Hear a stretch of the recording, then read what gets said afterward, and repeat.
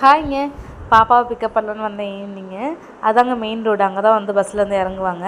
So கூப்பிட்லான்னு போலேன், பாதி வழி வந்துடவும் குடும்மா நான் ஓட்டிகிட்டு போகிறேன்ட்டு அந்த டேர்ன் திரும்பினோன்னு வீடுங்கிறதுனால எங்கிட்டேருந்து வாங்கிட்டா. வண்டி நல்லா ஓட்டுவா, பட் இருந்தாலும் நாங்கள் கொடுக்குறதில்ல. ஸோ அப்படியும் என்கிட்ட ஏதாவது ஏமாற்றி வாங்கிடுவா நான் ஓட்டுறேன்ட்டு. அப்புறம் வந்தோன்னே சரி போய் ஃப்ரெஷ்ஷப் ஆக டியூஷனுக்கு வேறு போகணுங்க. 6க்கு கொண்டே விடுவேன்.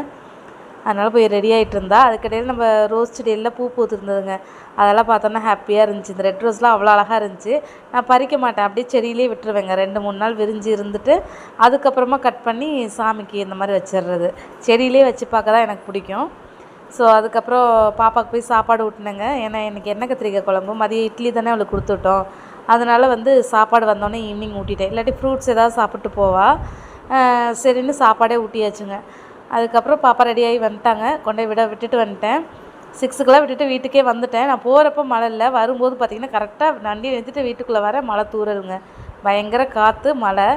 ஸோ நேற்றும் இப்படி தான் டியூஷன் விட்டுற நேரம் மழை இல்லை, ஆனால் விட்டுட்டு வந்ததுக்கப்புறம் மழை வந்தது. இன்றைக்கி என்ன பண்ணுதுன்னு தெரில. மழை பெஞ்சிட்டு ஒரு 8 o'clock அவளை கூப்பிடுவோம். அந்த மாதிரி நேரத்துக்கு மழை இல்லாமல் இருந்தால் பரவாயில்ல, பட் என்ன பண்ணுதுன்னு தெரியல. பார்ப்போம். அம்மா வந்து சாமி கும்பிட்டுட்டு இருந்தாங்க. அதுக்கப்புறம் நான் வந்துட்டு கரெக்டாக பார்த்திங்கன்னா 6 மணி. அவங்க டியூஷனுக்கு பார்த்திங்கன்னா இங்கேருந்து ஒரு 20 நிமிஷம் தான். விட்டுட்டு வந்துட்டேன். ஸோ நைட்டு அவளை பிக்கப் பண்ணிவிட்டு அப்புறம் நைட்டு சமையல் ஏதாவது பண்ணணும். ஓகே, பாய்.